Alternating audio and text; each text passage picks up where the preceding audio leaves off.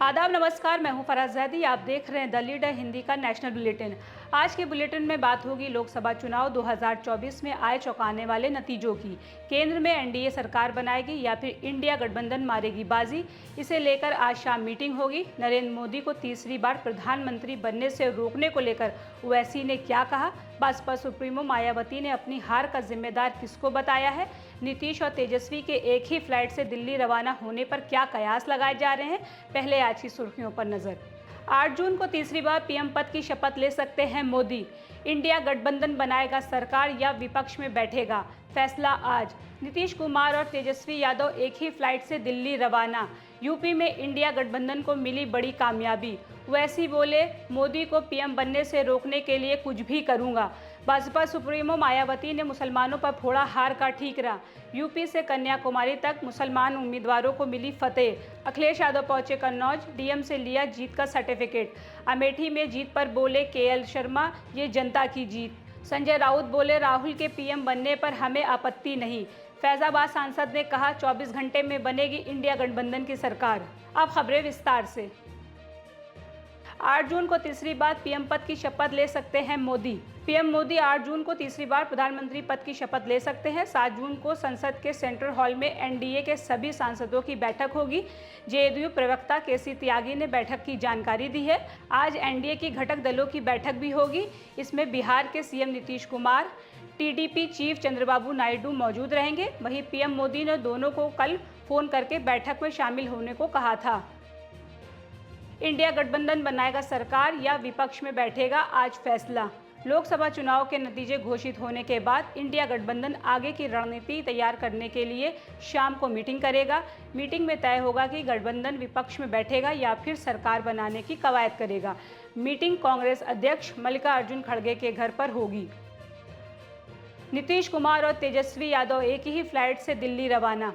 बिहार में राष्ट्रीय लोक दल के नेता तेजस्वी यादव इंडिया गठबंधन की बैठक में हिस्सा लेने के लिए दिल्ली आए हैं। तेजस्वी यादव जिस फ्लाइट से दिल्ली आए हैं उसमें बिहार के सीएम नीतीश कुमार भी मौजूद थे। नीतीश कुमार एनडीए की बैठक में हिस्सा लेने के लिए दिल्ली आए हैं। फ्लाइट में दोनों की साथ बैठे तस्वीरें सोशल मीडिया पर काफ़ी वायरल हो रही हैं। इंडिया गठबंधन के सरकार बनाने की कोशिश करने के सवाल पर तेजस्वी यादव ने कहा कि देखते जाइए आगे क्या क्या होता है। यूपी में इंडिया गठबंधन को मिली बड़ी कामयाबी। उत्तर प्रदेश की 80 लोकसभा सीटों पर चुनाव परिणाम सामने आ गए हैं, जिसमें इंडिया गठबंधन ने अपना शानदार प्रदर्शन किया। लोकसभा चुनाव में समाजवादी पार्टी को 37 और कांग्रेस को 6 सीट पर जीत हासिल हुई है।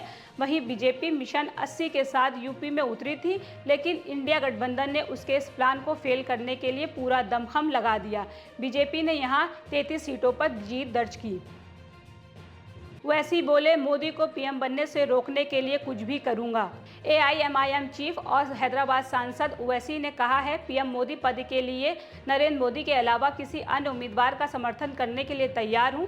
उन्होंने कहा है कि वो पीएम मोदी को एक बार फिर प्रधानमंत्री बनने से रोकने के लिए कुछ भी करेंगे। देश में जैसा माहौल था उसके मुताबिक भाजपा को इतनी सीटें भी नहीं मिलनी चाहिए थी। बसपा सुप्रीमो मायावती ने मुसलमानों पर फोड़ा हार का ठीकरा। लोकसभा चुनाव के नतीजे सामने आने के बाद बसपा सुप्रीमो मायावती ने पहली प्रतिक्रिया दी। उन्होंने हार का ठीकरा मुसलमानों पर यह कहकर फोड़ दिया कि भविष्य में सोच समझकर मुस्लिम उम्मीदवारों पर दांव लगाएंगी। मुस्लिम समाज उचित प्रतिनिधित्व देने के बावजूद बीएसपी को ठीक से समझ नहीं पा रहा है। अब उनको सोच समझकर ही चुनाव में पार्टी द्वारा मौका दिया जाएगा।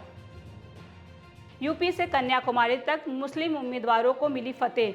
लोकसभा चुनाव में इस बार देश की कई सीटों पर मुस्लिम उम्मीदवारों ने जीत का परचम लहराया है। यूपी के कैराना से इकरा हसन, रामपुर से मुहिबुल्ला, संभल से जियाउर रहमान बर्ग, गाजीपुर से अफजाल अंसारी, सहारनपुर से इमरान मसूद जीते हैं। इसके अलावा बंगाल से जंगीपुर सीट से खलीलुर रहमान, बिहार के कटिहार से तारिक अनवर, बहरामपुर से क्रिकेटर यूसुफ पठान, मुर्शिदाबाद से अबू ताहिर खान, बैशीरहट से नूरुल इस्लाम, उबेरिया से सज्जाद अहमद, अलदाह दक्षिण से ईशा खान चौधरी एमपी बने हैं। वहीं हैदराबाद से ओवैसी, जम्मू कश्मीर के अनंतनाग में राजौरी से मियां अल्ताफ अहमद, श्रीनगर से आगा सैयद रूहुल मेहंदी सहित कई मुसलमान सांसदों के सर जीत का सेहरा बंधा है। अखिलेश यादव पहुंचे कन्नौज, डीएम से लिया जीत का सर्टिफिकेट। लोकसभा चुनाव में कन्नौज सीट पर जीत हासिल करने के 15 घंटे बाद सपा सुप्रीमो अखिलेश यादव कन्नौज पहुंचे। उनका काफिला सीधा कलेक्ट्रेट पहुंचा, जहां डीएम सुभ्रांत कुमार शुक्ला ने उन्हें जीत का प्रमाण पत्र सौंपा। इस दौरान शहर भर में जगह जगह उनका जोरदार स्वागत हुआ। प्रमाण पत्र हासिल करने के बाद अखिलेश यादव दिल्ली के लिए रवाना हो गए हैं। अमेठी में जीत पर बोले केएल शर्मा, ये जनता की जीत है। अमेठी लोकसभा सीट पर केंद्रीय मंत्री स्मृति ईरानी को मात देने के बाद कांग्रेस नेता किशोरी लाल शर्मा ने इसे जनता की जीत करार दिया है। उन्होंने मीडिया से बातचीत में कहा कि ये जनता की जीत है, हारना जीतना बना रहता है, एक हारता है और एक जीतता है। वो स्थानीय मुद्दे लेकर अमेठी गए थे और उन्होंने बीजेपी की घोषणा पत्र की नाकामियों पर चुनाव लड़ा है। संजय राउत बोले, राहुल के पीएम बनने पर हमें आपत्ति नहीं। शिवसेना उद्धव गुट के नेता संजय राउत ने कहा है कि अगर राहुल गांधी इंडिया गठबंधन का नेतृत्व करना स्वीकार करते हैं तो कोई आपत्ति नहीं है। वो राष्ट्रीय नेता हैं, उन्होंने खुद को साबित किया है, वो लोकप्रिय हैं, हम सभी उनसे प्यार करते हैं। गठबंधन में इस बात पर कोई मतभेद नहीं है कि प्रधानमंत्री कौन होगा। फैजाबाद सांसद ने कहा, 48 घंटे में बनेगी इंडिया गठबंधन की सरकार। देश के सबसे चर्चित लोकसभा क्षेत्र फैजाबाद से सांसद बने अवधेश प्रसाद ने बुधवार को बड़ा ऐलान किया है।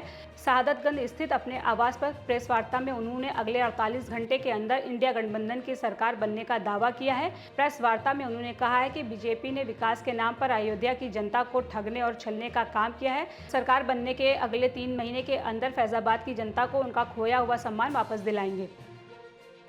आज के बुलेटिन में बस इतना ही। बाकी देश दुनिया की अपडेट्स के लिए द लीडर हिंदी से जुड़े रहिए। अगर हमारे चैनल को सब्सक्राइब नहीं किया है तो आपसे गुजारिश है कि ज़रूर कर लें।